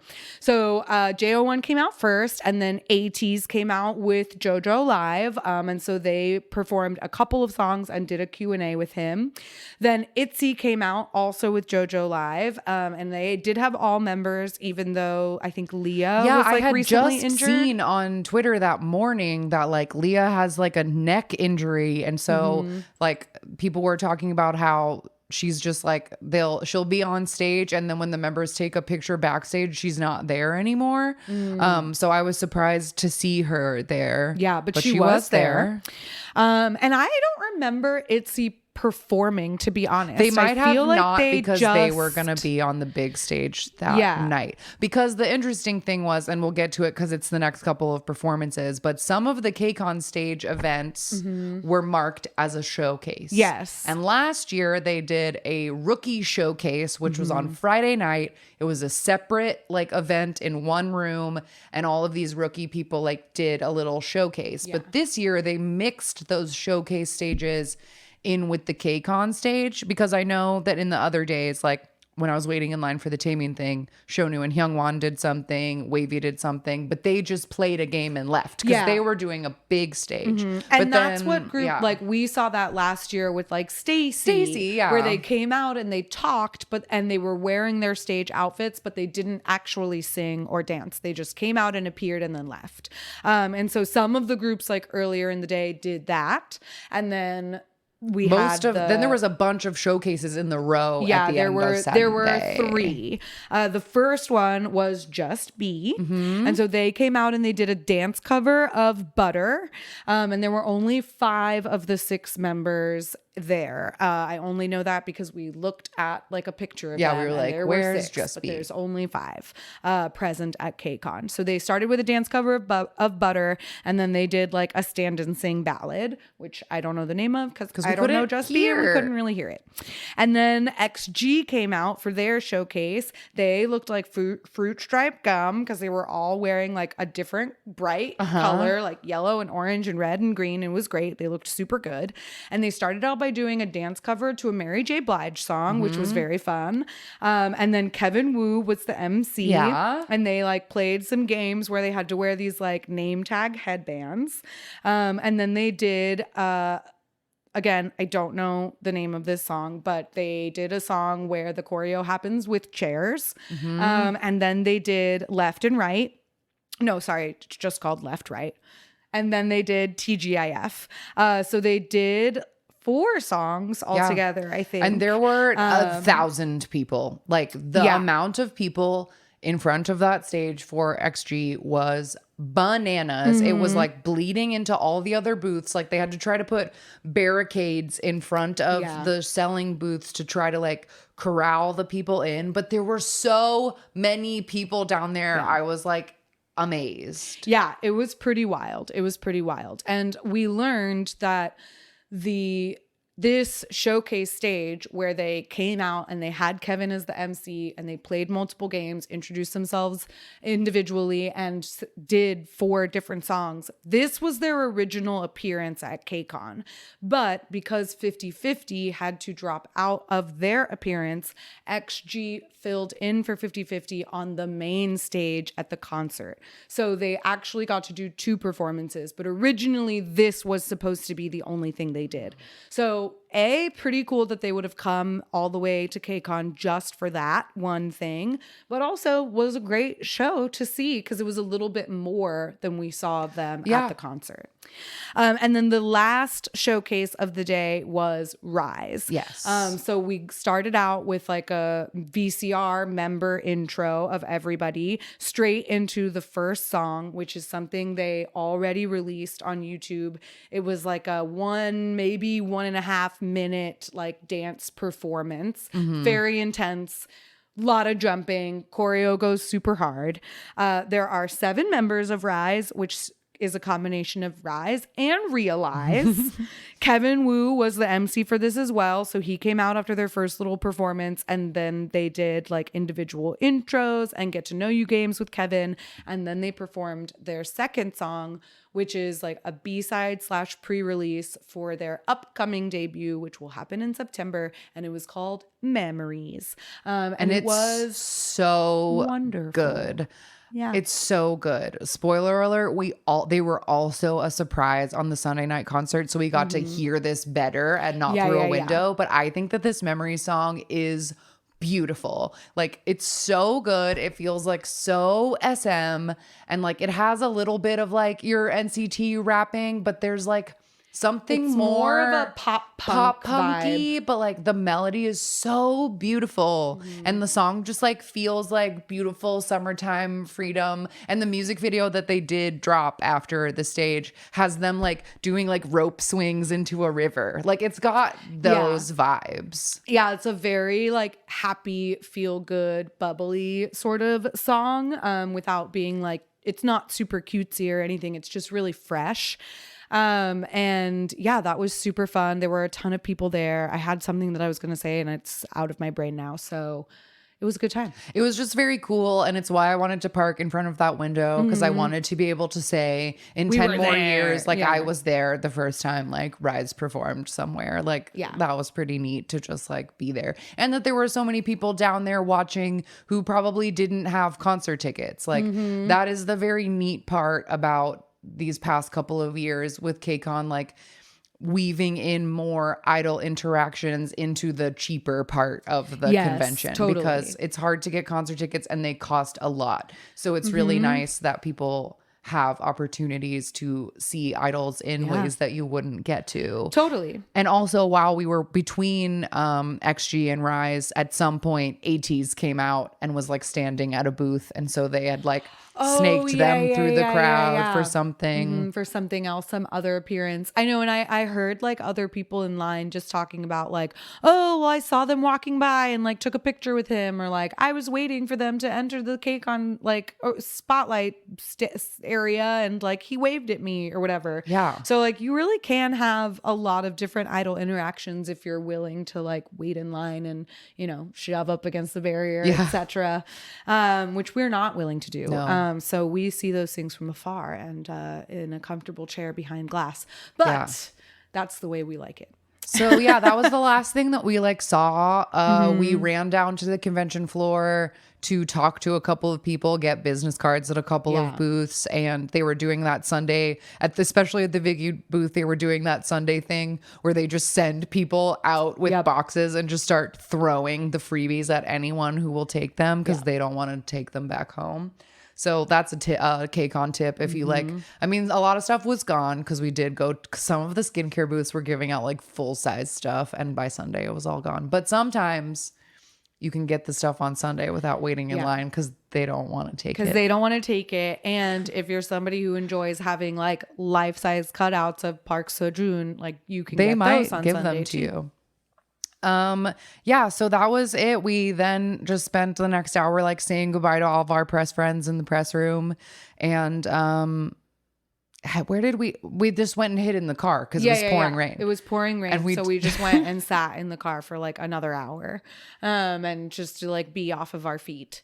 And then it was time for the third day of concerts, which my legs have still not recovered from. Yeah. So, there you go. That's our convention only experience. And yeah, I feel like I might have already brought up a lot of my like main like differences or gripes. I do think it sucks how expensive everything has gotten. Like convention alone, like I was thinking about like in 2017 we brought our boyfriends and one of my coworkers to KCON because it was like $10 to get in. So it was just like, let's all just go check it out. And like now I don't know what convention tickets cost because I didn't have to buy them. But like I think it went up like a significant amount, like $40-50. Well, yeah, I think last year it was like $50 a day for just a Like, convention that's center pass. And I remember when it was 15. So yeah, that just the convention alone has gotten really expensive. And then also like once you're there, everything is so expensive. Food is so expensive. The drinks, like everything, everywhere you go is expensive. So that's kind of a bummer. Just as a general like note of anyone who wants to plan for it, like please be prepared to spend money or to pack your lunch every day because it is pricey. It is very, very pricey. But yeah, I don't know. It's all very interesting, like getting to attend 7 of these like so far in my life. Like, I think I'm sure we talked about this 2 years ago or 3 years ago when we did our like K-pop, KCON through the history episode. But like, I don't know. It changes so much every year and gets so much bigger. And I also just kind of feel like Western K-pop fandom in general is like changing a whole lot. Like, I fortunately did not see a lot of this myself, but I did see a lot of TikToks yesterday of people like complaining about like toxic, shitty people like being shitty all weekend and like cutting lines, or like that there were people during the concerts who were only there to see one group and were actively like booing and complaining about other groups performing, and like just kind of shitty attitudes, which I obviously think sucks. But I think that in years past, because K-pop was so just deeply inaccessible in America, like groups didn't go on world stadium tours, and like it was so hard to see people, that KCON was a place where you could see a group that you'd never get to see. So I think people were generally just like more grateful to be seeing K-pop, even if it wasn't the groups that they liked. Like, it was just so exciting to get to see it because you don't otherwise. And now KCON is attended by really large groups like Stray Kids and ATEEZ that do huge stadium tours already. Yeah. And so, like, I don't know. I just feel like the vibe is a little bit different and maybe not as like community love as it used to be. And that crummy like fan war stuff is kind of bleeding into everything else. But yeah, I didn't see that. Everybody that I like talked to or whatever was being nice. Yeah, I definitely didn't see any of that either. And I didn't like, I really didn't like hear any negativity like during the concert itself. Like, I feel like the biggest, I mean, we'll talk about it, but like people just like didn't know who some people were. And that would like, because I think that seemed to be the biggest trend for me, was that like a lot of the people who were attending KCON this year were people who were bigger fans of like 4th and 5th gen groups than of 3rd or 2nd. And like, this was the first year that we didn't see a huge ARMY presence at the convention. Both in like fan merch. Like, I only saw maybe like 2 people the entire convention wearing anything BTS related. There was like one booth selling like butter branded makeup that like nobody was going to. So that was just kind of like a generational shift in that, like, because now like BTS is in the ARMY, so like they're not even like actively promoting, and like people who have gotten into, you know, like starting into K-pop starting from like Stray Kids or ATEEZ or even the newer groups like New Jeans. I feel like so many people were there exclusively for XG. Yeah, totally. So like that was really interesting that like now we have K-pop fans, and like it felt like the majority of the people who were there were maybe only fans of K-pop for the past year or two. So yeah, that was interesting. It was definitely interesting. But yeah, I just love people watching, and KCON is so fun because you get to see like what everybody's like wearing, and like people having like funny shirts, or like cool shirts, or cool outfits, or like, and all the different light sticks, and like, I don't know, I just think it's like fun to be around people. I say this in every KCON episode, but it's fun to be around people who know like know the things that you know, and like the things that you like.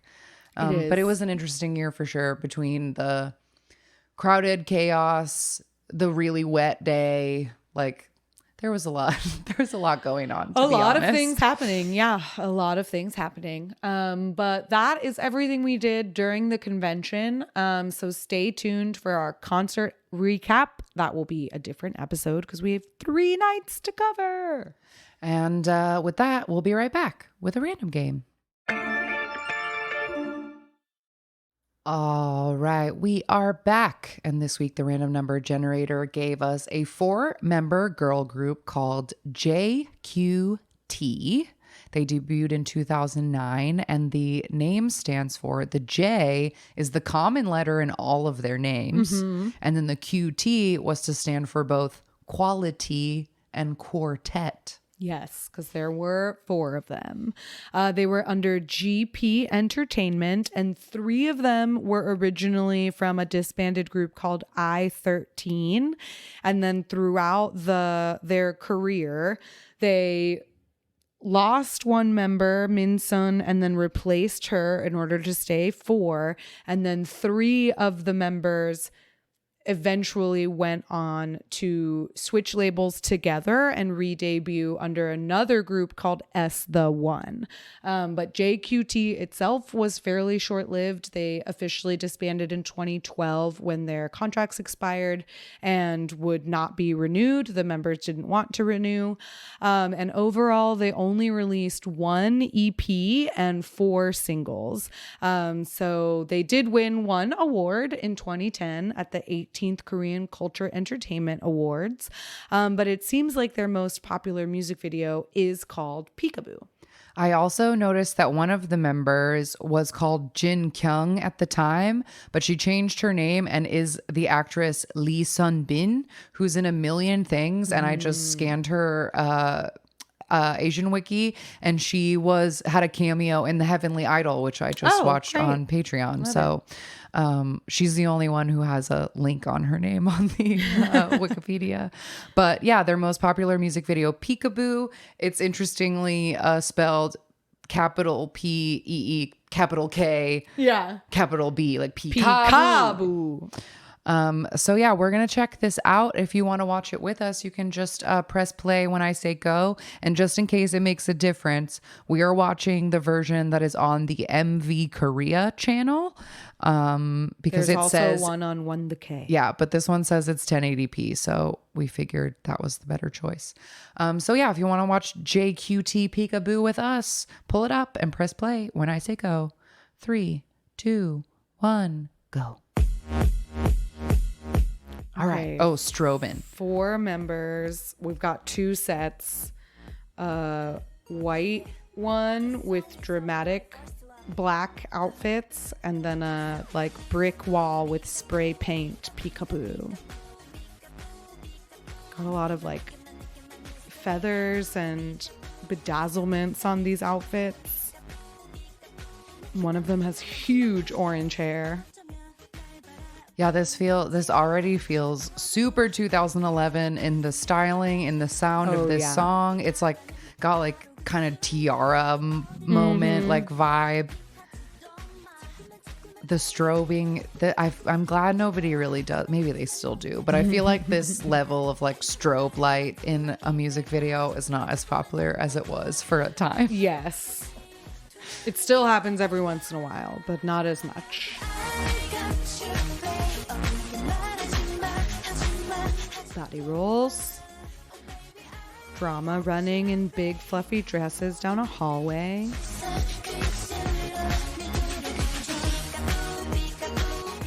Third dance set. A lot of fur. Yeah.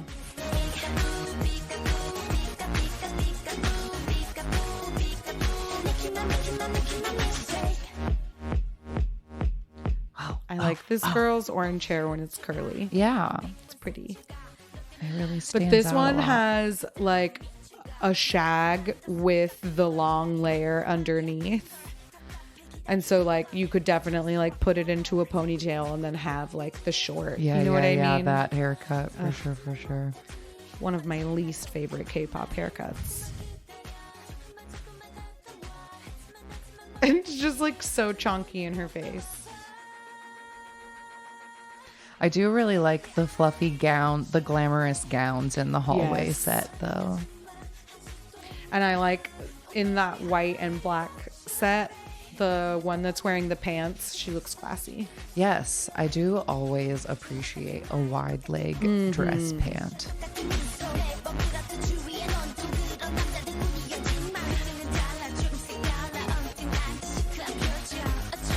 So many eye sparkles.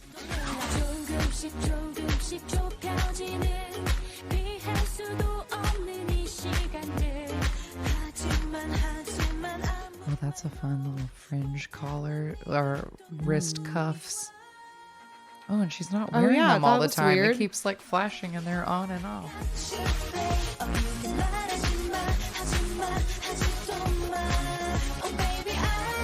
That one that's just wearing the like enormous headband. That looks very silly. And she also has a giant headband in her glamorous dress outfit. She also has a huge headband. Why though? I don't know.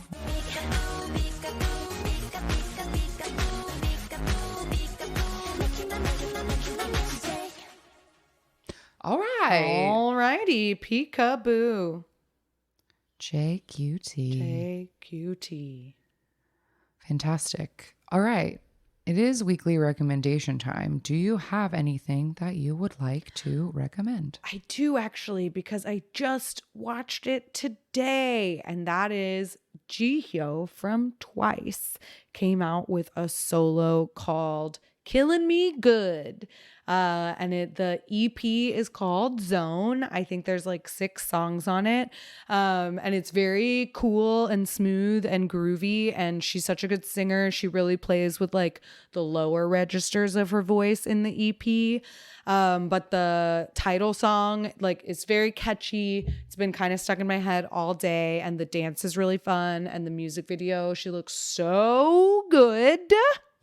So good. It's crazy. But yeah, so that's very fun. Jihyo, Killing Me Good. I like it. Great. I love it. What can I recommend? I feel like anything from this weekend that you were like, ooh, this was great. I mean, watch the Rise Memories music video. I really, really liked that song. Totally. Something that just made me smile yesterday is You came back with a Korean comeback a couple of weeks ago, which is great. We've missed him. It's been so long. And he released like a 12-minute like album video where it's like hella dramatic and so many sets, and like Karina from aespa plays like a AI voice that's like guiding him through these crazy things. He fights more people. He smokes cigarettes in bathtubs. He's just like doing the whole, I love it. Thing. But he did release a actual like regular music video after that. And now he's been doing dance challenges. And yesterday he put out a dance challenge video with Boa, and they're wearing the same sweatpants. And it's so fucking cute. They're so cute. And they end with their little like hands together, forehead together. Only one pose. Because so they're cheered married. Me up. That was very cute and fun, and I liked it. But otherwise I feel like I'm kind of behind and need to catch up on things. I also still haven't recorded my finale of the Queendom Puzzle episode for Patreon, but like very interested to see what the heck happens with that, and what L's Up will be like and when they will release their first music, because spoiler alert, one of the Purple Kisses got into L's Up, and then immediately after the finale aired, RBW was like, Purple Kiss, come back soon, and like posted the teaser images, and the member who's in L's Up is in all of the teaser images, so she clearly isn't going to be busy with that just yet. I don't know. We'll see. But anyway, once my brain is right and I've recovered, I'll try to catch back up on K-pop things. But it'll take a while. So yeah, that is it. If you would like to find us, we can be found at AMA K-pop Pod on Twitter and Instagram. You can see our really great picture with Kevin Wu in both of those places. If you haven't seen it yet, I'm so proud of it. It's so great.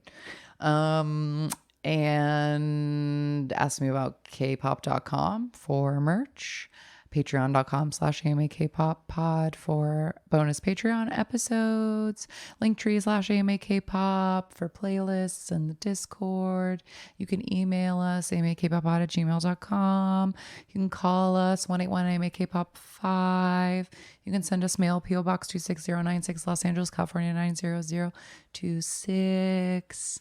And yeah, stay tuned for concert recap episode. It will either be out at the exact same time as this one or a day later or something, but I'm going to get that out. And then we'll be back with a regular episode next week, because this was a special extra KCON times. Woo. So thanks for listening. And thanks to everybody that we met this weekend.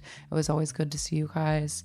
And another KCON in the books. And until next time, goodbye. Bye-bye.